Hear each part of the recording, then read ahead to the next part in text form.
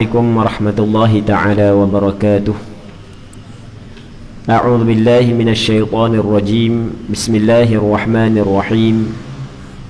Alhamdulillahi rabbil alamin, wassalatu wassalamu ala asyrafil anbiya'i wal mursalin wa ala alihi wa sahbihi ajma'in. Allahumma rabbi shrah li sadri wa yassir li amri wahlul 'uqdatam min lisani yafqahu qawli. ولا حول ولا قوة إلا بالله العلي العظيم. اللهم انفعنا بما علمتنا وعلمنا ما ينفعنا وعلمنا ما جهلنا وذكرنا ما نسينا. اللهم يسر ولا تعسر، رب تمم بالخير. اللهم افتح علينا فتوح العارفين، وفقنا توفيق الصالحين. اللهم لا سهل إلا ما جعلته سهلا wa anta taj'alul hazna idza syi'ta sahla. InsyaAllah kita sambung balik pengajian kitab Sabilal Muhtadin Littafaqquhi fi Amriddin yang dikarang oleh Syekh Muhammad Arsyad Al-Banjari rahimahullahu subhanahu wa ta'ala, wa nafa'ana Allahu bi'ulumihi fid darain amin.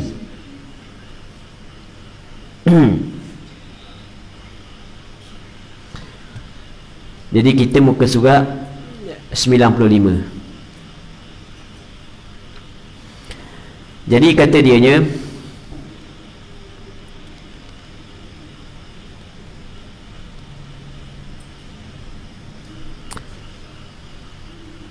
dan yang ketiga daripada segala sebab hadas. Dan yang ketiga daripada segala sebab hadas adalah bertemu kulit laki-laki yang wadih dengan kulit perempuan yang wadih yang bukan mahram, dengan tiada berlapik antara keduanya. Dan jikalau ada keduanya itu kanak-kanak sekalipun, tetapi dengan syarat jika ada keduanya itu besar, sekira-kira sampai ia kepada hak yang diingini oleh yang mempunyai tabiat yang sejahtera, sama ada laki-laki itu fahal atau inin atau majbub ataupun khasi atau mamsuh, dan sama ada perempuan itu lagi muda atau sudah tua. Dan jikalau sampai tuanya kepada hak yang tidak diingini akan dia pada ghalib sekalipun, kerana kata mereka itu ma min saqiqatin illa walaha laqitah, artinya tiada daripada yang jatuh melainkan ada baginya yang memungut. Dan sama ada bertemu dua kulit itu dengan disahaja atau dengan lupa, atau dengan digagahi orang atasnya, dan sama ada ia dengan syahwah atau dengan tiada syahwah, dan sama ada ia dengan tangan atau dengan anggota yang lain, sama ada anggota itu sejahtera atau berpenyakit, seperti dia penyakit kipa benda pula. Syawal itu tulis benda situ. Dia tulis lupa. Baik. Dan sama ada anggota itu asli atau zaidah, maka batallah wuduk dengan menyentuh dan yang disentuh, melainkan jika ada yang disentuh itu mayat, maka tiadalah batal wuduknya. Muslimin muslimat yang dirahmati oleh Allah Subhanahu wa ta'ala. Jadi hak yang dia nak cerita ni adalah antara perkara yang membatalkan wuduk ataupun di antara sebab hadas adalah bertemu kulit laki-laki dan perempuan. Jadi oleh kerana dia bincang ataupun dia sebut banyak perkara saat ni, ambil kesimpulan dulu supaya mudah untuk kita faham. Jadi sekarang ni kita dalam Al-Quranul Karim ada ayat Allah Subhanahu wa ta'ala berfirman, aula mastumun nisa, atau kamu menyentuh perempuan. Perkataan la mastumun nisa menurut pandangan majoriti ulama, ia memberi maksud bahawasanya menyentuh perempuan bukan memberi maksud bersetubuh dengan perempuan. Di sana ada qiraah mutawatirah yang membaca aw lamastumun nisa dengan makna menyentuh perempuan. Maka daripada ayat ini, majoriti ulama berpandangan bahawasanya berlaku persentuhan di antara lelaki dengan perempuan ia membatalkan wudu. Berlaku persentuhan di antara lelaki dan perempuan ia mendatangkan wudu. Sebab dia membatalkan wudu kerana persentuhan tersebut adalah madhinnatus syahwah. Maksud dia madhinnatus syahwah, tempat sangkaan yang kuat boleh menimbulkan syahwah. Persentuhan kulit dengan kulit, karang dia lain. Nah, syahwah, karang dia lain. Jadi oleh kerana ada madhinnatus syahwah, tempat sangkaan yang kuat boleh timbul syahwah ketika berlaku persentuhan, maka dihukumkan batal wudu apabila bersentuhan perempuan dengan lelaki. Okey, satu. Dan pandangan yang mengatakan batal wudu menyentuh perempuan ataupun bersentuhan laki-laki dan perempuan tanpa berlapik sebenarnya bukan pandangan mazhab Imam Syafi'i saja, bukan pandangan majoriti ulama fiqh.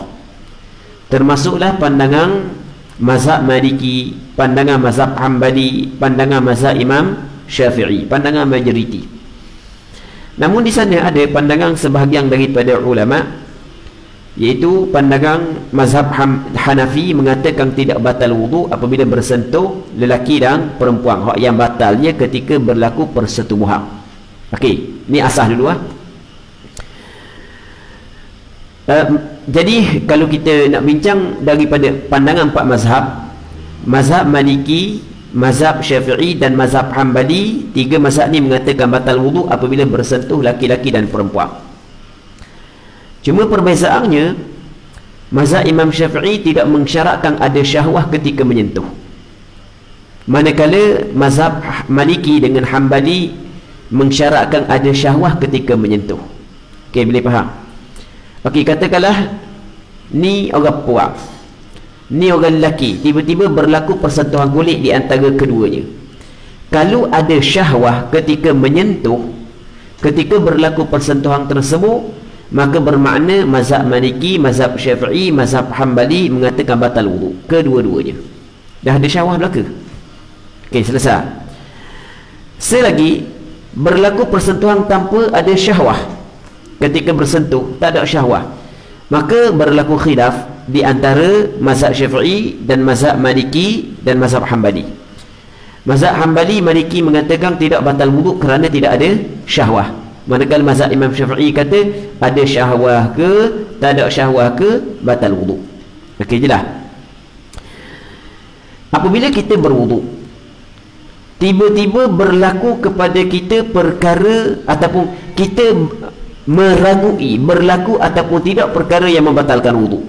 Okey, kita berwudu, tiba-tiba kita ragu, kita berlaku keraguan ataupun kita ragu-ragu, ada tak perkara yang membatalkan, terjadi tak perkara yang membatalkan wudu ataupun tidak, maka dihukumkan wudu kita masih lagi ada. Sebab benda yang yakin tidak boleh dihilangkan dengan syak. Sebab mana bersebut masalah ni? Kerana pengarang kita disebut batal wudu ataupun di antara perkara yang menjadi sebab bagi hadas bertemu kulit laki-laki yang wadih dan perempuan yang wadih. Apa maksud laki-laki yang wadih? Laki-laki yang jelas kelelakiannya. Manakala perempuan yang wadih adalah perempuan yang jelas keperempuanannya. Dah lawang dia, benda lawang dia, di sana ada tidak wadih, tidak jelas. Maksudnya di sana ada golongan, kategori yang ketiga, yang Allah Ta'ala jadikan dia dua alat kelamin. Maksudnya dia ni diciptakan mempunyai dua alat kelamin. Dalam bahasa istilah kitab dia panggil khunsa. Orang yang mempunyai dua alat kelamin dinamakan dia sebagai khunsa. Kalau nampak dia berat kepada lelaki, maka dihukumkan dia sebagai lelaki. Kalau berat kepada perempuan, dihukumkan dia sebagai perempuan. Kalau tak tahu lelaki ke puang, tak jelas sama-sama kuat kepada lelaki pun kuat, kepada perempuan pun kuat, maka dinamakan dia sebagai khunsa muskil. Nama dia khunsa muskil. Mungkin lelaki dan mungkin perempuan.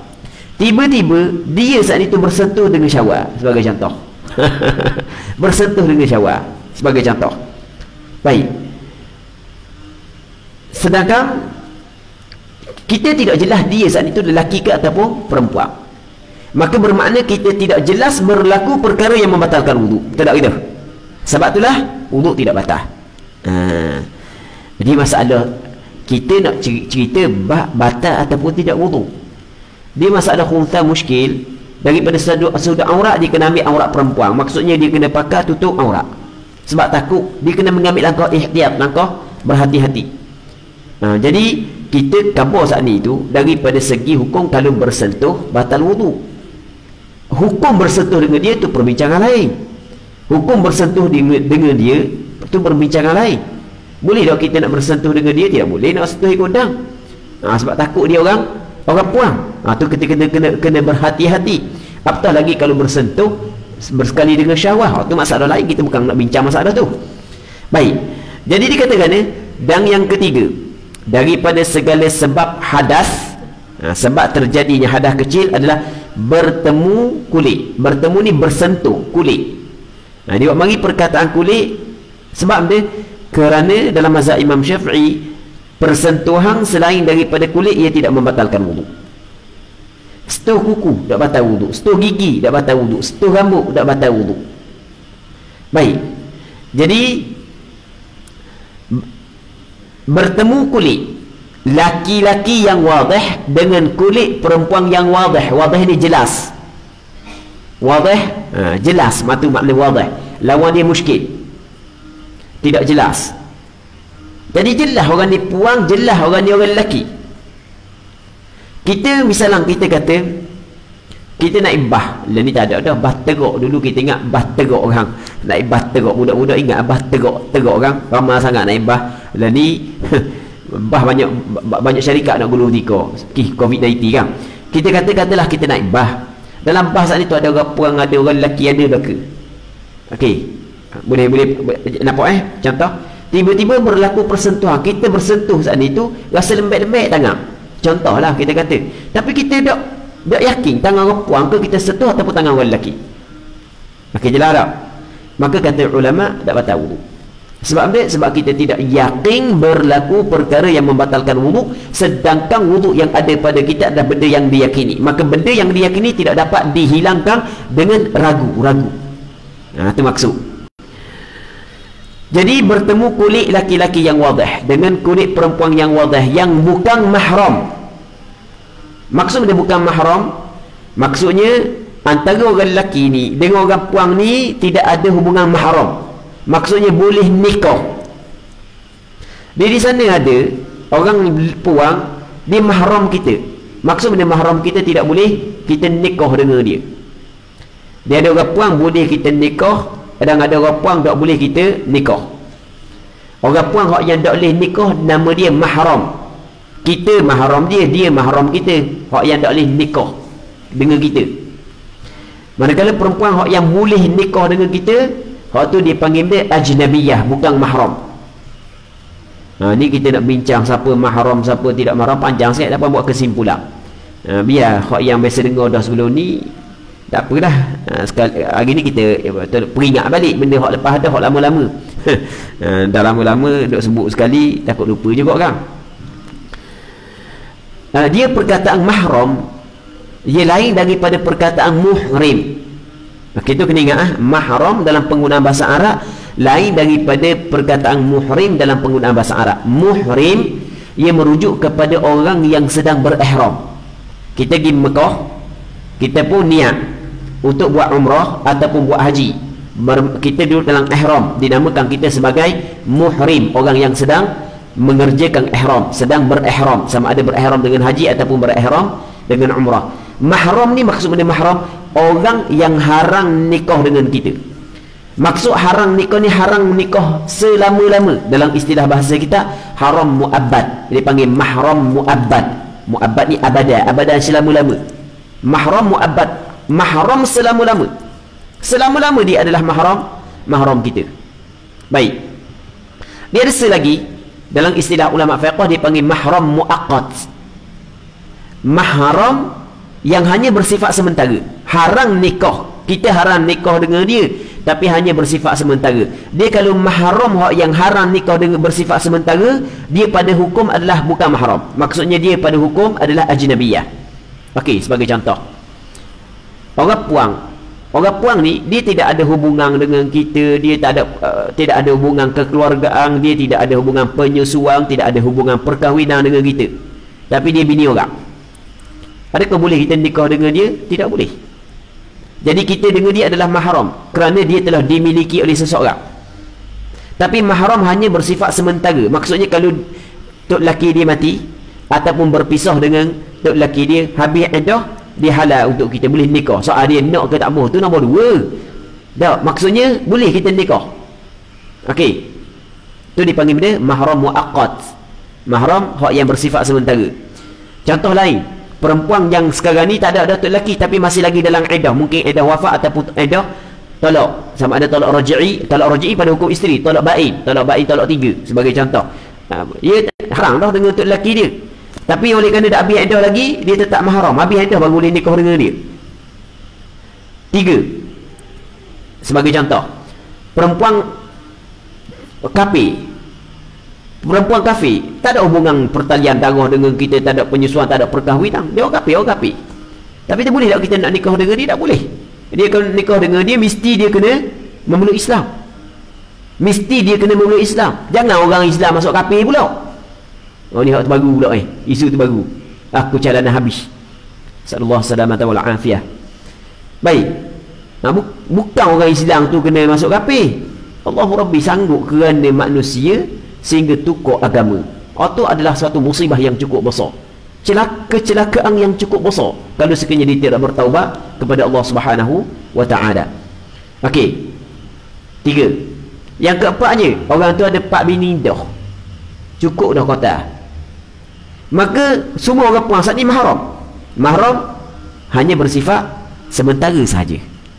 Maksudnya kalau kosong kota pula, boleh masuk balik. Okey, boleh faham kan?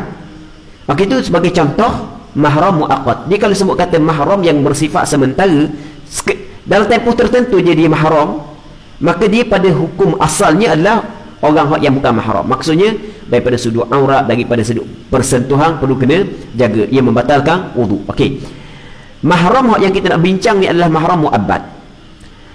Seorang perempuan dia menjadi mahram kepada kita dengan salah satu daripada 3 sebab. Yang pertamanya adalah hubungan pertalian darah. Yang keduanya adalah kerana penyusuan. Yang ketiga kerana musaharah. Dalam istilah kita dipanggil musaharah. Musaharah ni maksudnya berlaku perkahwin. Apabila seorang lelaki dia berkahwin dengan seorang perempuan, maka di sana ada mahram. Punca daripada nikah ada mahram. Maka itu maksud musaharah. Dalam kitab lama dipanggil berambil-ambilan. Mu ambil aku ambil mu, maka di sana terjadinya mahram. Mahram dari kerana hubungan kekeluargaan dia ada 7. Ada 7 kelompok, 7 jenis, bukan 7 orang, 7 jenis. Mahram kerana hubungan penyusuan juga 7 jenis. Mahram kerana musaharah perkahwinan 4. Jadi 7 capur 7 capur 4 jadi 18. Okey, 18 je mahram kita. Okey, secara terperinci lagu mana? Allah Ta'ala kabur dalam Quran, hurrimat alaikum ummahatukum, diharamkan kepada kamu ibu-ibu kamu. Maksud ibu-ibu kamu di sini adalah mak yang melahirkan kamu dan mak kepada orang yang melahirkan kamu. Cakap kita benda nenek kita ke atas. Tak kira nenek sebelah ayah, nenek sebelah mak, semuanya mahram kita belaka. Mak kita mahram kita sebab mak kita adalah ibu kita. Mak kepada ayah kita, mak kepada mak kita ke atas, semuanya adalah mahram kita. Okey. 1. Hurrimat alaikum ummahatukum wa banatukum, dan anak-anak perempuan kamu. Anak perempuanmu. Di anak perempuanmu ni maksudnya darah dagingmu. Anak akak bukan mahram. Tu kena ingat. Sebab di tempat kita ramai orang ambil anak akak. Ada orang tak ada anak, jadilah sekali ambil anak akak. Akhirnya daripada sudut pergaulan dok jaga tu bahaya belaka tu. Daripada sudut persentuhan kena jaga. Okey. Anak-anak perempuan kamu. Yang dimaksud dengan anak perempuan, anak kita, cucu, cicit, ciak siapa ke bawah. Siapa ke bawah? Tak kira lah. Dia tu memang umur panjang sungguh 150 tahun. Dan 5 generasi. Memang 5 generasi. Gabung-gabung ada 300-400 orang. Mahram dia berapa? Tak ada dah. Ni contoh je. Tak ada dah orang siapa ke umur lagu tu payah dah nak jumpa. Berapa dah? 2. Wa akhawatukum, dan adik-beradik perempuan kamu. Adik-beradik perempuan kita mahram kita. Adik-beradik perempuan ni diterbagi kepada 3. Yang pertama seibu sebapa, yang keduanya sebapa, yang ketiganya seibu. Semuanya adik-beradik kita berapa? Adik-beradik perempuan seibu sebapa, adik-beradik perempuan sebapa, adik-beradik perempuan seibu. Semuanya mahram kita 3. Yang keempat, sani adik-beradik perempuan. Yang keempatnya adalah wa ammatukum. Ammatukum dalam bahasa Arab maksudnya pok saudara sebelah mak saudara sebelah ayah. Tu ammah. Mak saudara sebelah ayah. Maksudnya adik-beradik ayah kita. Dia mak saudara sebelah ayah, dia terbagi kepada 3. Ada mak saudara sebelah ayah yang seibu sebapa dengan ayah kita. Ada hak yang sebapa dengan ayah kita, ada hak yang seibu dengan ayah kita. Yang penting adik-beradik ayah kita, tak kira seibu sebapa ke seibu ke, semua mahram kita. Okey, nampak kan? Dan masuk juga mak saudara sebelah ayah adalah adik-beradik datuk kita. Ayah kita, dia ada ayah, adik-beradik puang dia. Cakap kita nenek saudara sebelah datuk. Semuanya mahram kita. Tak kira lah dia adik-beradik seibu sebapa dengan datuk kita ke, adik-beradik sebapa dengan datuk kita ke, adik-beradik seribu dengan datuk kita. Ke atas. Ke atas maksud dia, okey, ayah kita, ayah kepada ayah, datuk. Okey, ayah kepada datuk. Orang kita panggil benda nyang ke moyang ke, ikutlah panggil benda pun. Tak sampai, mungkin daripada benda berbeza lah di tempat. Okey, kita orang Kelantan panggil tak ayah, ambo panggil tak ayah je. Ayah kepada datuk kita, patut adik-beradik dia, patut ayah datuk kepada datuk kita, adik-beradik dia ke atas. Masuk belakang semua adik-beradik dia dimasuk dalam mak saudara. Mak saudara sebelah ayah. Okey, boleh faham tak? Jelas kan? Okey, berapa dah? Pak, yang kelima, wa khalatukum. Khalah ni maksudnya adik-beradik mak kita. Maksudnya mak dara kita sebelah ibu. Dan masuk juga adik-beradik nenek kita. Sama ada nenek sebelah mak ataupun sebelah ayah. Adik-beradik dia. Maksudnya nenek saudara kita, moyang saudara kita ke atas, semuanya adalah mahram kita. Nampak kan? Berapa dah? 5. Yang keenam, wa banatul akhi. Anak-anak perempuan kepada adik-beradik lelaki. Anak dara kita daripada adik-beradik lelaki kita. Tak kira adik-beradik lelaki kita seibu sebapak ke kita ke, sebapak ke seibu, tak kira. Anak puang dia, cucu puang dia, cicit puang dia, siapa ke bawah, mahram kita. Yang ketujuh, wa banatul ukht. Anak-anak perempuan kepada adik-beradik perempuan kita. Maksudnya anak dara kita melalui adik-beradik perempuan. Semuanya mahram kita. Cucu dia, cicit dia, siapa ke bawah. Sama ada hak seibu sebapak dengan kita ke, sebapak dengan kita ke, ataupun seibu dengan kita, semuanya adalah mahram kita. Okey, selesai. 7. Daripada sudut hubungan kekeluargaan. Manakala penyusuang sama juga, kata Rasulullah, yahrumu minar radha'ati ma yahrumu minan nasab. Haram dari kerana penyusuang setiap perkara yang diharamkan dari kerana hubungan kekeluargaan. 7 hak yang haram dari kerana hubungan kekeluargaan juga ada pada penyusuan. Maksudnya apabila seorang perempuan menyusukan seorang budak, yang mana budak ni tak sampai lagi umur 2 tahun, dengan 5 kali penyusuan, maka orang puang ni adalah mak susu dia, mahram. Suami orang puang ni adalah ayah susu dia, mahram. Kalau budak tu anak puang, mahram dia. Lepas tu mak kepada mak susu dia, nenek susu. Mak kepada ayah susu dia adalah nenek susu. Ayah kepada mak susu dia adalah datuk susu. Ayah kepada ayah susu dia adalah datuk susu. Cuma datuk susu sebelah ayah, datuk susu sebelah mak. Anak perempuan ni dengan anak suami dia semua adik-beradik susu. Kalau anak perempuan ni lepas tu nikah dengan tok lelaki lain, boleh anak tu dia panggil dia adik-beradik susu seibu. Orang lelaki ni nikah pula seorang lagi, boleh anak. Nikah seorang lagi boleh anak. Kang lelaki ni kang pak susu dia kang, nikah pula seorang lagi, maka anak dia dengan isteri lain dia panggil adik-beradik susu sebapa. Okey, nampak kan? 7 perkara saat itu tak perlu kita sebut, ada pada penyusuan. Okey, 7 14.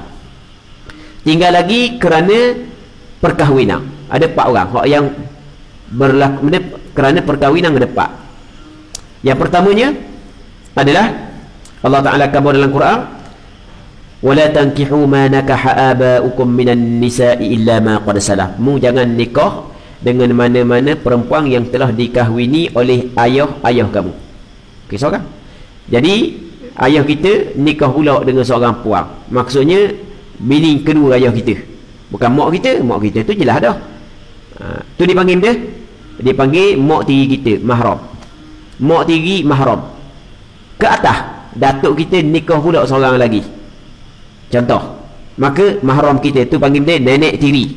Ke atas moyang kita nikah pula seorang lagi, moyang tiri boleh. Oh, moyang tiri tak setara, maka mahram. Satu. Yang keduanya adalah wa ummahatu nisaikum, ibu kepada isteri-isteri kamu. Ibu-ibu kepada isteri kamu. Lagi isteri pertama, dua, ketiga, empat. Mak kepada isteri kita, mak kepada mak isteri kita ke atas. Nenek isteri kita, okey, sebelah ayah, sebelah mak, semua ke atas adalah mahram kita. Dia berbeza dengan mak dara isteri kita. Mak dara isteri kita bukan mahram kita. Kita nikah dengan seorang puang. Orang puang ni ada mak dara. Mak dara dia tu bukan mahram. Tapi orang kita ni apabila sebut kata mak dara bini kau, nyesalang ikut dangnya. Itu adalah salah, tak boleh. Tak boleh. Dia bukan mahram. Mak saudara isteri bukan mahram. Dan seorang tu boleh berkahwin dengan mak saudara isteri dia, cuma tidak boleh dijadikan isteri dalam satu masa. Itu salah. Tidak boleh orang tu nikah dengan seorang perempuan dalam masa yang sama nikah pula dengan mak saudara dia. Tidak boleh dalam satu masa. Tapi dalam masa yang berbeza tak apa. Sebab apa? Sebab untuk mengelak, agama kita melarang perkara tersebut adalah kerana untuk mengelak daripada berlaku putus silaturahim. Okey, boleh faham kan? Baik. Jadi dua-dua. Yang ketiganya adalah wahalailu abnaikum, perempuan-perempuan yang halal kepada anak-anak lelaki kamu. Anak lelaki kita, cucu lelaki, cicit lelaki, di sana ada perempuan yang halal bagi mereka, maksudnya isteri mereka. Menantu anak, menantu cucu, menantu cicit, semuanya mahram kita. Last sekali adalah anak tiri kita. Anak tiri kita juga termasuk dalam mahram kita. Tapi setelah daripada berlaku persetubuhan dengan isteri. Kalau tidak berlaku persetubuhan lagi, maka bukan mahram. Jadi mahram tu kena ingat ada 18. Selain daripada tu bukan mahram. Dengan tiada berlapik. Dah kalau berlapik apakah hukum? Okey, kalau berlapik tak ada masalah. Maksudnya tak batal wudu. Tidak berlapik antara keduanya. Dan jikalau ada keduanya itu kanak-kanak sekalipun, bukan balik belakang, dia kanak-kanak ni tak balik lagi.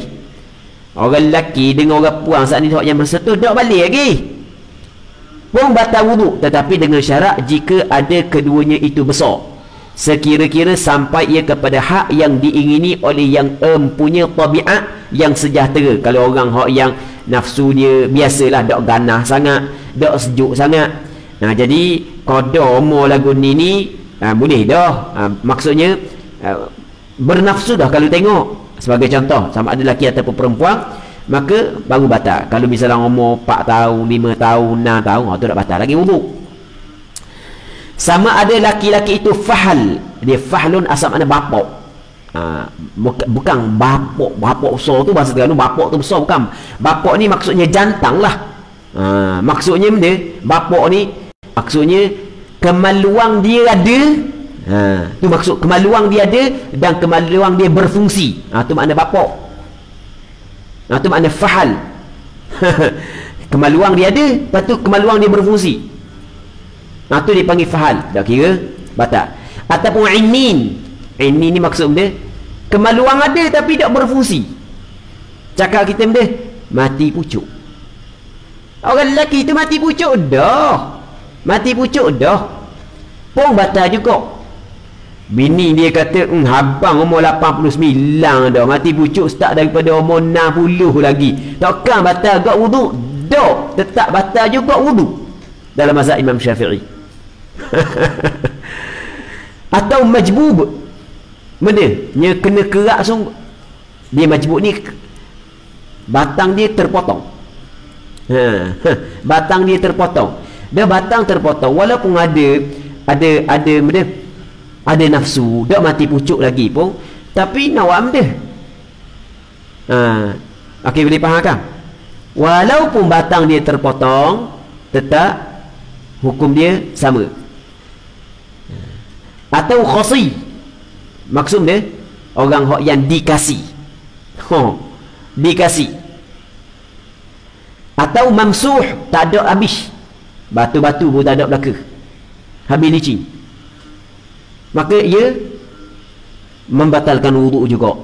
Dan nak kata gini, asal kata orang lelaki tak kira lah kemaluan dia ada ke tak kira. Yang penting dia orang lelaki, tak kira lah berfusi ataupun tidak, tak kira, yang penting dia orang lelaki. Itu nak kata gitulah. Dan sama ada perempuan itu lagi muda atau sudah tua, tak kira orang perempuan tu muda ke tua ke. Sebab orang kata orang tua nak mari mana syahwah, umur 89 dah, keduk habis dah, usah tak kata nak naik syahwah, tengok pun mampu terus syahwah. Contoh kita katakan dah keduk belaka dah, maksudnya kau takut tengok. Hak tengok ada syahwah pun tengok hilang terus syahwah. Kita kata contoh gitulah, katakan tak kira batal agak wuduk. Tu. Baik.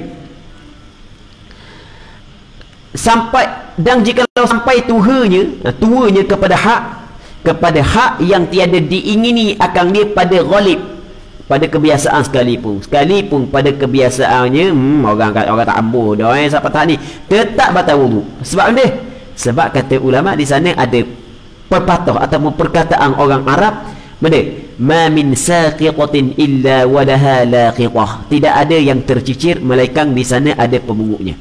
Itu maksud dia. Setiap benda yang tercicir pasti ada pemungutnya. Mungkin kita tak mahu, tapi ada orang kenang, ada orang kenang. Okey, jadi sebab tu tak boleh juga. Artinya tiada daripada yang jatuh melainkan ada baginya yang memungut. Dan sama ada bertemu dua kulit itu dengan disengaja atau dengan lupa. Sengaja ke lupa ke tetap batal. Dah tua malang, satu malang, hadis riwayat Aisyah. Satu malang Aisyah cari Rasul tak ada. Mana pula tak ada. Baik, Aisyah pun gagal tak ada. Maka Aisyah pun Allah tangan dalam pintu masjid. Dah, rumah Aisyah tepi masjid. Biasa Rasul kalau disembayang dalam masjid, sembayang tepi rumah dia je lah. Masuk dalam masjid, okey, katakanlah ni rumah Rasulullah, Rasul sembayang luar ni, tepi dekat pintu ni. Gagal tah sentuh kaki Nabi sallallahu alaihi wasallam ketika Rasul sedang sujud. Tapi Rasul tetap meneruskan sembahyang. Baik, maka tadi kan, jadi kalulah dengan sengaja ataupun dengan terlupa ataupun tanpa disengaja, batal juga wuduk tu. Apa Rasul meneruskan sembahyang. Baik, mazhab Imam Syafi'i sebagaimana yang disebut oleh Imam Nawawi, yuhmalu hadzal lamsu fawqa ha'il, maksudnya ditanggungkan, diletakkan persentuhan ini berlapik.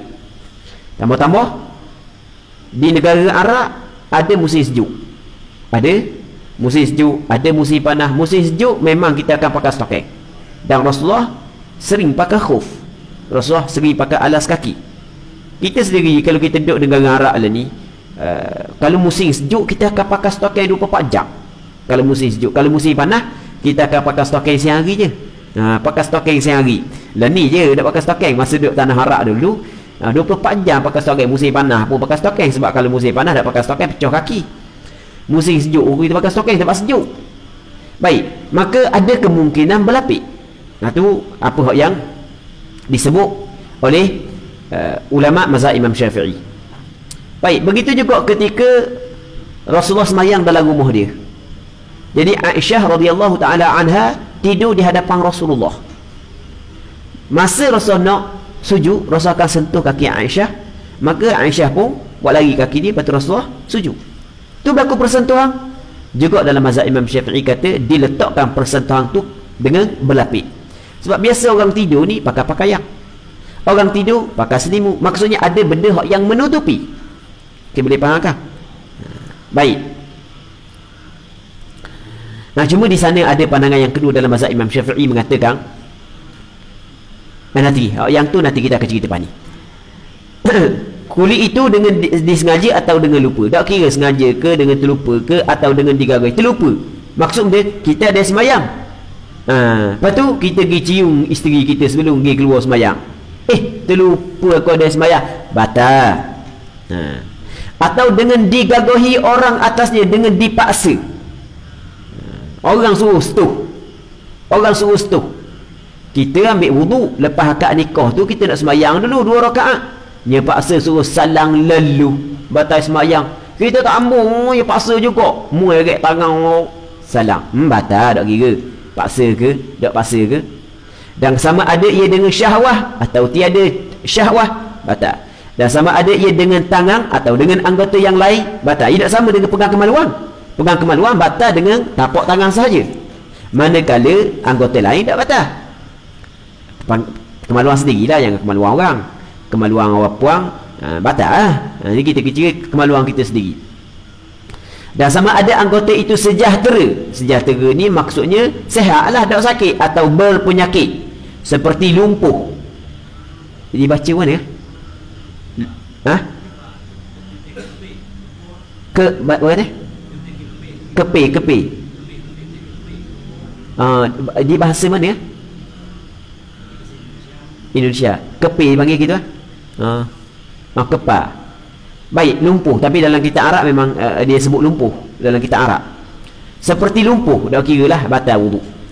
Sama ada anggota itu asli atau zaidah. Asli ni memang anggota asal dia lah, atau zaidah, anggota lebih. Ada orang kat jari dia lebih, kita pegang hak jari lebih je. Orang puang tu jari dia lebih, pegang hak jari lebih, batal wuduk. Maka batallah wuduk, dan itu dengan menyentuh dan yang disentuh. Orang yang menyentuh batal, dan orang yang disentuh batal.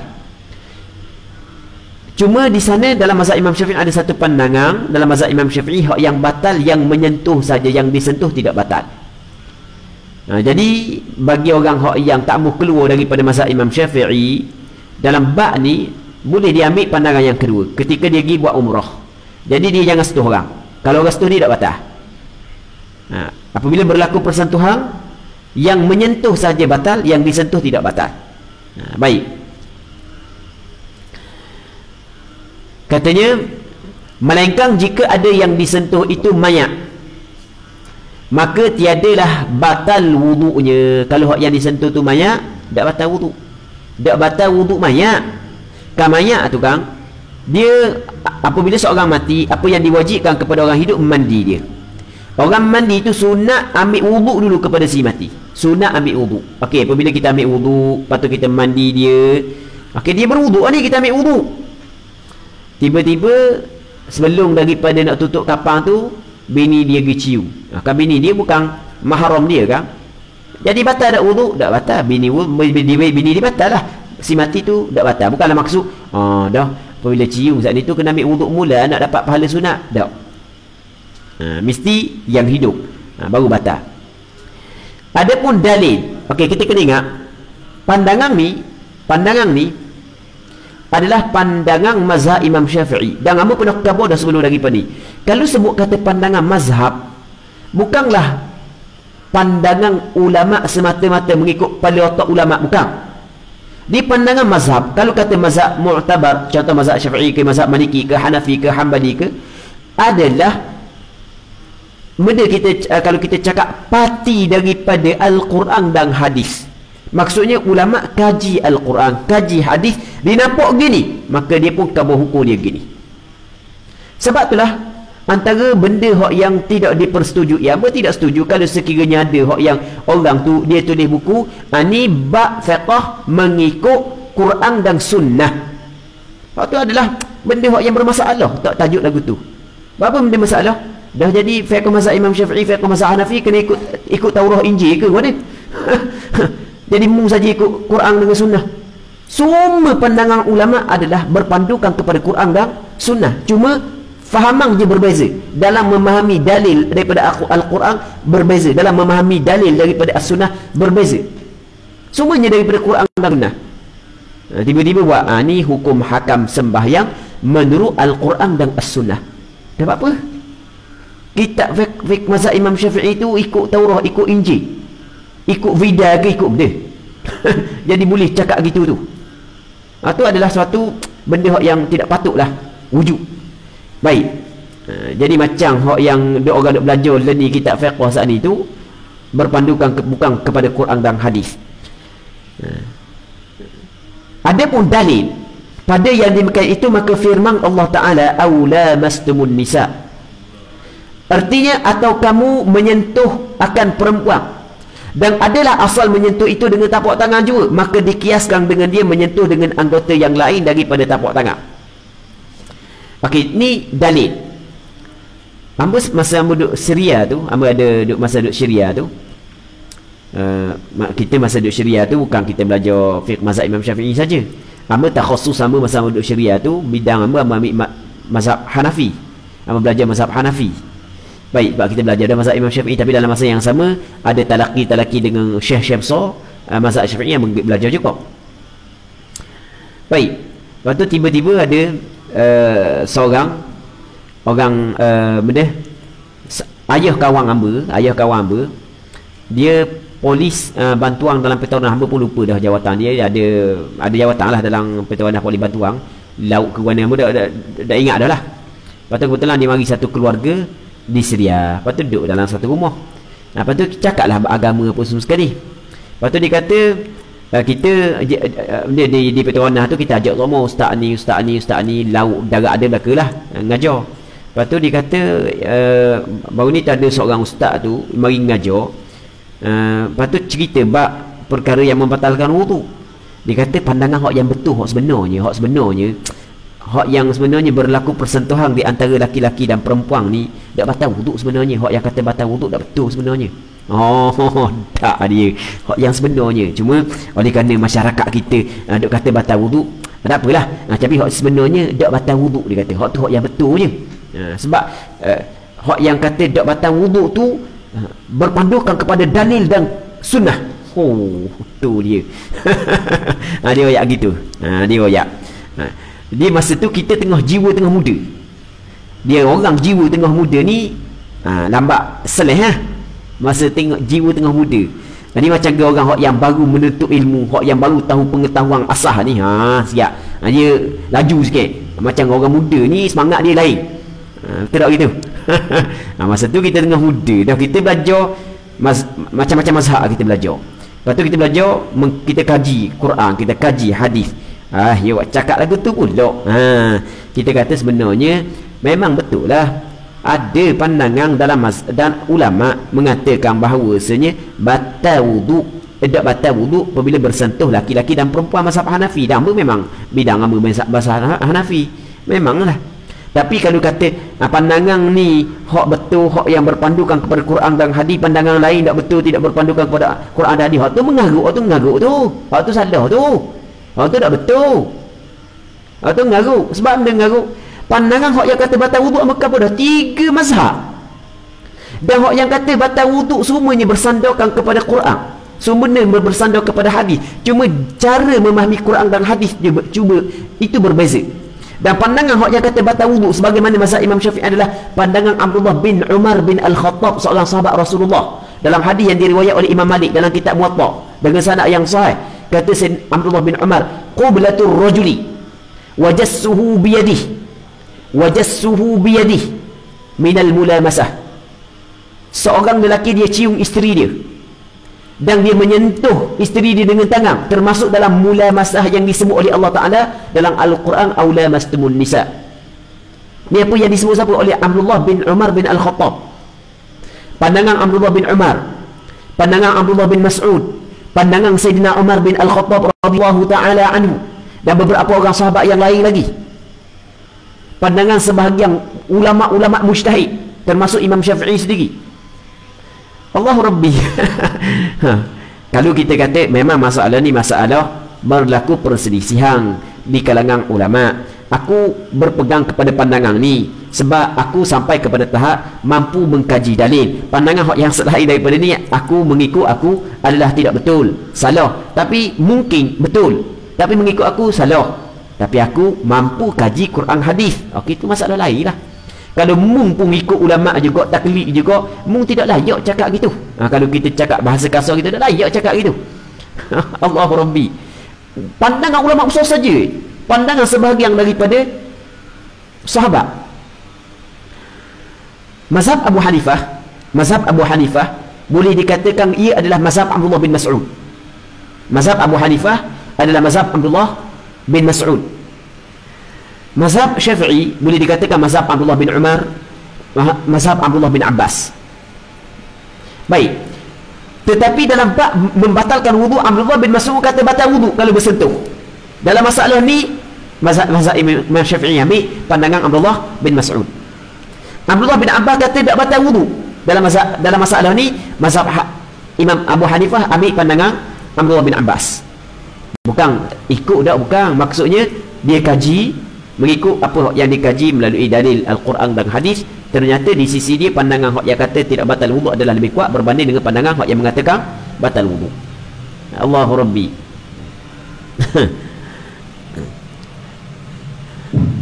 Katanya dari berlapis, dari berlapis mengatakan kalau berlapis itu nipis, kain nipis itu tidak memadai. Okey, ada pendapat yang mengatakan kalau berlapis itu nipis tidak memadai. Dalam mazhab Imam Syafi'i asal kata berlapis, asal kata dok bersentuh. Jadi kalau berlapis nipis sekalipun, kalau tidak berlaku persentuhan kulit, maka tidak membatal kalau tidak berlaku persentuhan kulit tidak membatalkan wudu. Sebab awak yang batal berlaku persentuhan. Berlapis walau nipis sekalipun dia tidak bersentuh. Tidak bersentuh tak batal. Wallahu a'lam. Jadi kita isyak dah. Jadi untuk malam ni kita kena berhenti sini dulu dah. Dan nanti kita sambung balik minggu-minggu akan datang kalau sekiranya dipanjangkan umur. Wallahu subhanahu wa ta'ala a'la wa a'lam.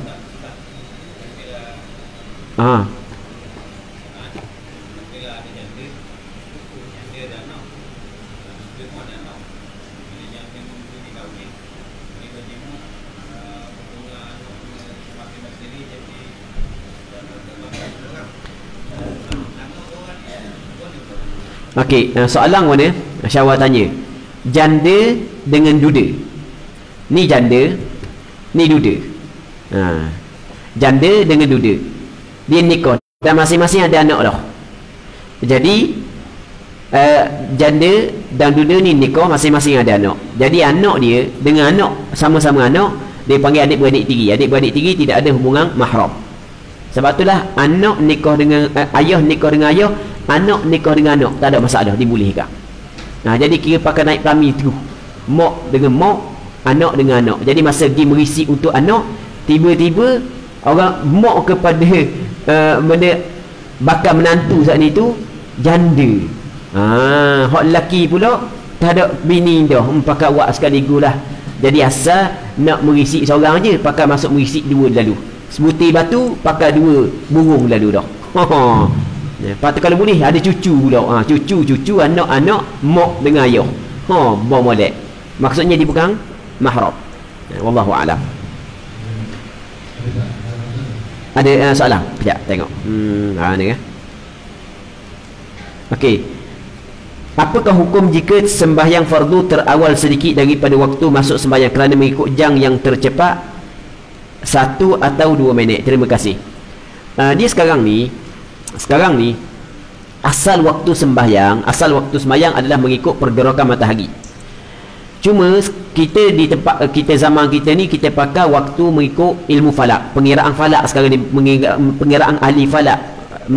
Waktu hak yang kita lah ni.